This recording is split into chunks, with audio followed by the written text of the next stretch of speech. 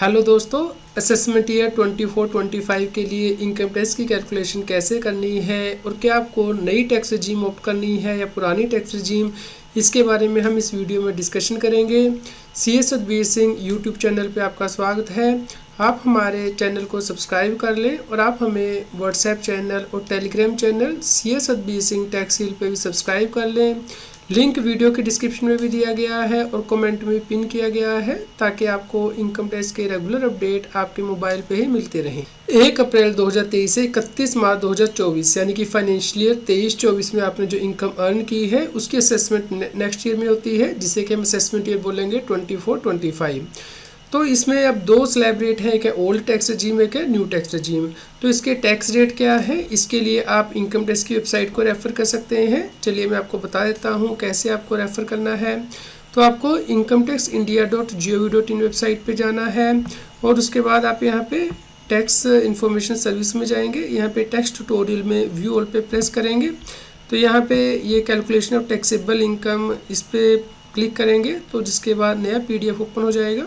यहाँ पे आप देख सकते हैं tax rate for salaried employee यानी कि ओल्ड टैक्स रजीम के अकॉर्डिंग यदि आपकी उम्र 60 साल से कम है तो ये रेट है। यदि आप रेजिडेंट सीनियर सिटीजन है यानी कि 60 साल उससे ज़्यादा उम्र है लेकिन 80 साल से कम है, और यदि आप रेजिडेंट सुपर सीनियर सिटीजन है यानी कि 80 साल है उससे ज़्यादा उम्र है, तो उस केस में आपके टैक्स रेट क्या होंगे ओल्ड टैक्स रजीम के अकॉर्डिंग। और इसके साथ ही नीचे आप जाएंगे तो नई टैक्स रजीम के अकॉर्डिंग जो टैक्स रेट हैं वो यहाँ पे दिए गए हैं। तो आप इस PDF को रेफ़र कर सकते हैं। यहाँ पे आपको ध्यान रखना है कि यदि आप ओल्ड टैक्स रजीम ऑप्ट करते हैं तो टैक्स रेट ज़्यादा है लेकिन आपको डिडक्शंस और एग्जम्पशन अलाउड रहती हैं। लेकिन यदि आप नई टैक्स रजीम को ऑप्ट करते हैं तो टैक्स रेट कम है लेकिन आपको डिडक्शंस और एग्जम्पशन नहीं मिलती हैं। तो इसके लिए चलिए हम फिर से उसी PDF पे चलते हैं।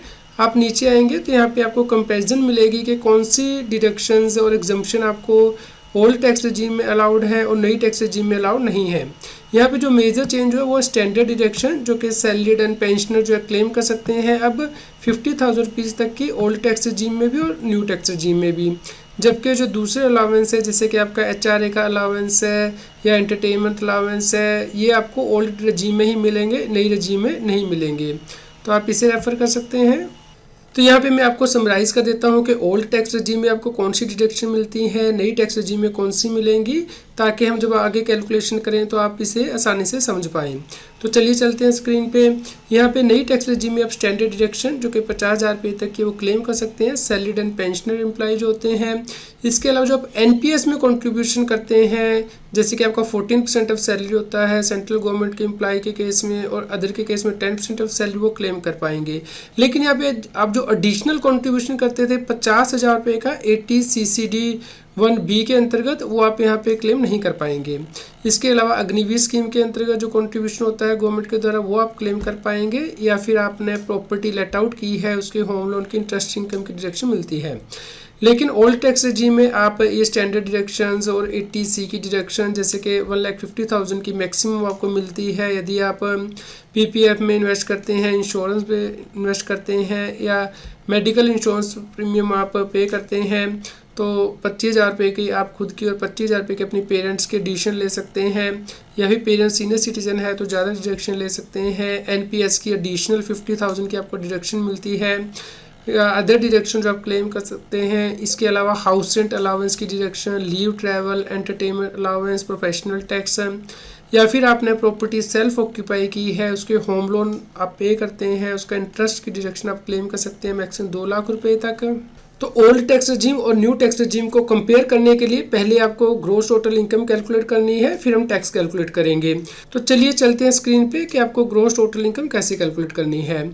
तो मान लीजिए यहाँ पे सैलरी इनकम है 6,50,000 रुपये की, तो यहाँ पे स्टैंडर्ड डिडक्शन मिल जाएगी पुरानी स्कीम में भी और नई स्कीम में भी। यहाँ पे उसके बाद आप ग्रॉस टोटल इनकम यहाँ पे ले लेंगे जो कि पुरानी और नई स्कीम में सेम होगी।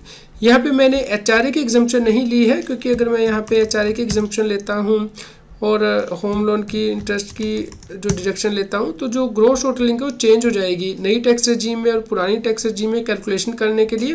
तो आपके लिए यदि HRA के एग्जम्पशंस या कोई और एग्जम्पशन एप्लीकेबल है तो आप अकॉर्डिंगली यहाँ पे इस प्रकार जो है टोटल इनकम निकाल लेंगे और उसके बाद जो टैक्स की कैलकुलेशन हम आगे समझेंगे वो आपको करनी है।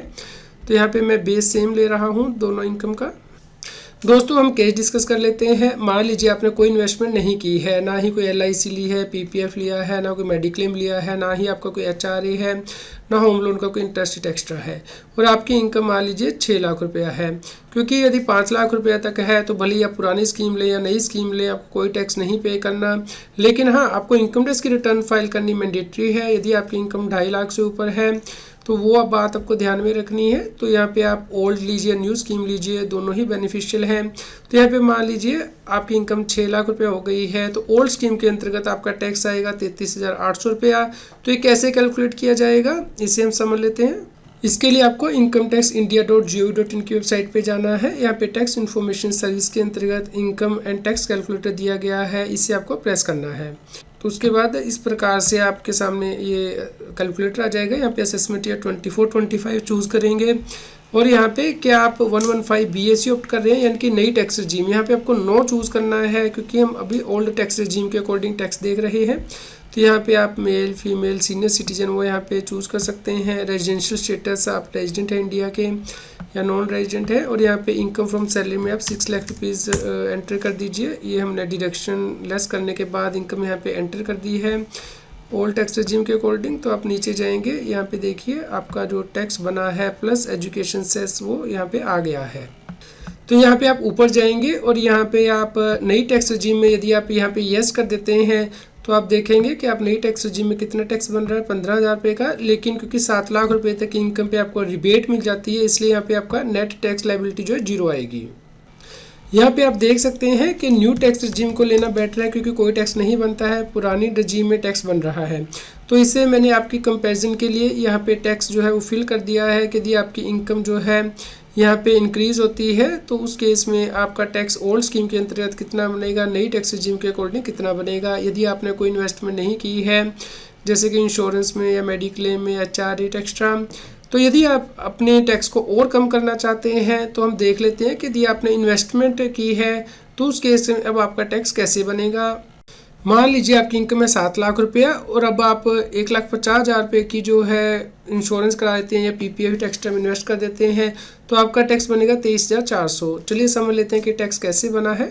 तो इसके लिए हम फिर से इनकम टैक्स कैलकुलेटर पे गए। यहाँ पे हमने पुरानी स्कीम ऑप्ट की है, इसलिए नई स्कीम को नो कर दिया है। यहाँ पे हमने सैलरी 7 लाख रुपये ली है आफ्टर स्टैंडर्ड डिडक्शन 50,000, और यहाँ पे नीचे जब आप डिडक्शन में जाएंगे तो यहाँ पे शो डिटेल करेंगे, और यहाँ पे आपने जो भी डिडक्शन क्लेम किए, जैसे कि LIC प्रीमियम पेड की 1,50,000 या कोई और डिडक्शंस, तो आप यहाँ पे उसे एंटर करेंगे और यहाँ पे आप नीचे जाएंगे तो यहाँ पे देखिए आपका टैक्स प्लस एजुकेशन सेस जो टैक्स लायबिलिटी कैलकुलेट हो गई है।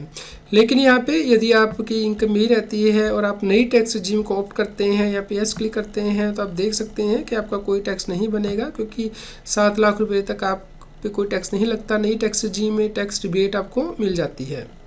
तो यदि आप इन्वेस्टमेंट कर देते हैं 1,50,000 की, तब भी ये बेनिफिशियल है कि आप नई टैक्स रजीम को ऑप्ट करें, क्योंकि इसमें आपका कोई टैक्स नहीं बन रहा है। तो यहाँ पे मैंने आपकी कंपैरिजन के लिए यहाँ पे टैक्स बता दिए हैं कि यदि आप 1,50,000 की इन्वेस्टमेंट करते हैं और आपकी इनकम यहाँ पे बढ़ती है, तो उस केस में आपका टैक्स ओल्ड टैक्स रजीम में क्या रहेगा, न्यू टैक्स रजीम में क्या रहेगा। तो यहाँ पे भी यही बेनिफिशियल है कि आप नई टैक्स रजीम को ही ऑप्ट करें, यदि आप सिर्फ 80C के अंतर्गत जो मैक्सिमम 1,50,000 की ही डिडक्शन क्लेम कर रहे हैं। अब हम तीसरा केस डिस्कस करते हैं, जहाँ पे कि मान लीजिए आप 80C के अंतर्गत भी डिडक्शन क्लेम करते हैं और मेडिकल इंश्योरेंस प्रीमियम भी आपने पे किया है, अपने लिए भी अपने पेरेंट्स के लिए भी, तो मैक्सिमम 50,000 की आप यहाँ पे डिडक्शन क्लेम कर रहे हैं। तो यहाँ पे आप देख सकते हैं कि ओल्ड रजीम के अकॉर्डिंग क्या टैक्स बन रहा है, न्यू टैक्स रजीम के अकॉर्डिंग क्या बन रहा है। तो यहाँ पे जो डिडक्शन है वो आप इनकम टैक्स कैलकुलेटर में जाके वहाँ पे ऐड कर दीजिए, तो टैक्स आप वहाँ पे देख पाएंगे। तो यहाँ पे आप देख सकते हैं कि यहाँ पे हमारे लिए ओल्ड रजीम को ऑप्ट करना बेटर रहेगा, क्योंकि उसमें हमारा कम टैक्स बन रहा है। तो इसके बेस पे मैंने यहाँ पे आपके लिए ये कैलकुलेशन दे दी है कि यदि आपकी इनकम यहाँ पे इंक्रीज़ होती है और आप मेडिक्लेम की इंश्योरेंस प्रीमियम क्लेम करते हैं और 80C के अंतर्गत, तो उस केस में आपका टैक्स कैसे बनेगा। तो यहाँ पे आपको कौन सी स्कीम ऑप्ट करनी है ये आप यहाँ पे देख सकते हैं। अब हम चौथा केस डिस्कस करते हैं, जहाँ पे कि मान लीजिए आपकी इनकम इंक्रीज़ हो रही है लेकिन आप इन्वेस्टमेंट भी करते हैं, जैसे कि 1,50,000 की आपने मैक्स इन्वेस्टमेंट की है, TC में, LIC PPF में, मेडिक्लेम भी किया है। इसके अलावा आप होम लोन पे इंटरेस्ट पे करते हैं, 2 लाख से ज़्यादा और आपने प्रॉपर्टी सेल्फ ऑक्यूपाई की हुई है तो मैक्सिमम 2 लाख का ही आपको यहाँ पे बेनिफिट मिलता है ओल्ड स्कीम के अंतर्गत। तो यहाँ पे अगर आपकी इनकम 10 लाख रुपया है और उसमें से आप ये डिडक्शन लेस करेंगे तो उसके बाद 33,800 का टैक्स बनेगा ओल्ड स्कीम में, जबकि नई स्कीम में टैक्स ज़्यादा बन रहा है। तो यहाँ पे बेनिफिशियल है कि आप ओल्ड स्कीम ऑप्ट करें। और आपकी कंपैरिजन के लिए मैंने यहाँ पे जो है नई टैक्स रजीम और ओल्ड टैक्स रजीम के कंपैरिजन दे दिए हैं अगर आप ये इन्वेस्टमेंट यहाँ पे करते हैं। तो यहाँ पे बेनिफिशियल है कि आप ओल्ड टैक्स रजीम को ऑप्ट करें क्योंकि ओल्ड टैक्स रजीम में यहाँ पे कम टैक्स बन रहा है। यहाँ पे आपको एक बात ध्यान रखनी है कि यदि आपकी HRA की एग्जम्पशन है या कोई और एग्जम्पशन है जो कि आप ओल्ड स्कीम में लेते हैं जैसे कि प्रोफेशनल टैक्स की, तो उसे आप यहाँ पे एंटर करेंगे तो उस केस में आपकी gross total income old scheme में अलग आएगी। तो इस ग्रॉस टोटल इनकम को आपको वहाँ पे टैक्स कैलकुलेटर में एंटर करना है और उसके बाद जो डिडक्शन आप क्लेम करेंगे उसे आपको एंटर करना है सेपरेटली।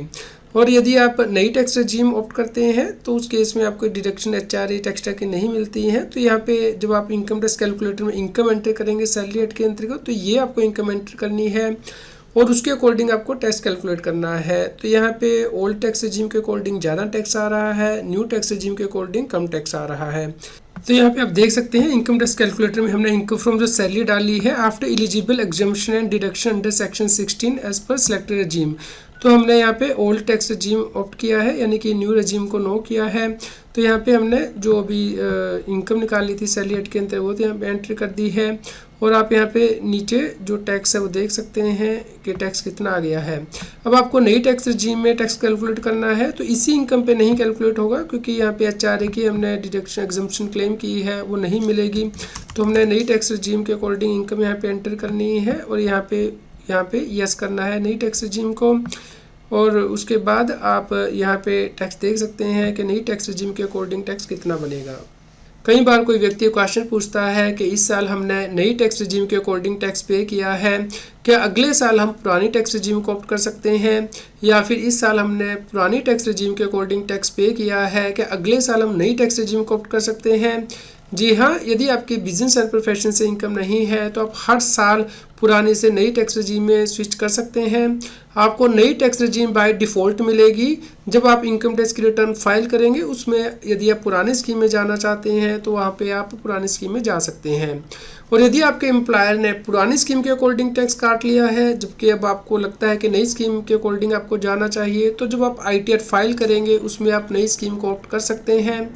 या फिर आपके एम्प्लॉयर ने नई स्कीम के अकॉर्डिंग टैक्स काट लिया है, आपको लगता है कि पुरानी स्कीम के अकॉर्डिंग आपको जाना है, टैक्स कम बन रहा है, तो जब आप ITR फाइल करेंगे उसमें पुरानी स्कीम ऑप्ट कर सकते हैं। नई टैक्स रजीम में टैक्स कैसे कैलकुलेट होता है और इसमें आपको मार्जिनल रिलीफ भी मिलती है, इसके लिए वीडियो आप रेफ़र कर सकते हैं। अपने राइट हैंड साइड में कॉर्नर में इसका लिंक दिया गया है।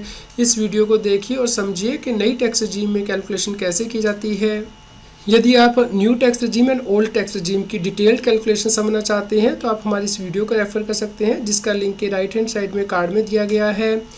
तो यदि आप ओल्ड टैक्स रजीम को ऑप्ट करना चाहते हैं और आपको कुछ इन्वेस्टमेंट करनी है तो 31 मार्च से पहले कर लीजिए ताकि आपका जो टैक्स है वो सेव हो सके। और आप इस वीडियो को सभी लोगों तक सर्कुलेट कीजिए ताकि उन्हें भी इसका बेनिफिट मिल सके। उम्मीद करते हैं आपके लिए यह न्यूज़ यूज़फुल रही होगी। कृपया लाइक करें। रेगुलर टैक्स अपडेट के लिए इस चैनल को सब्सक्राइब करें। आप हमें Telegram app CS basin tax seal पर ज्वाइन कर सकते हैं ताकि आप GST और इनकम टैक्स के रेगुलर अपडेट अपने मोबाइल पर ही प्राप्त कर सकें।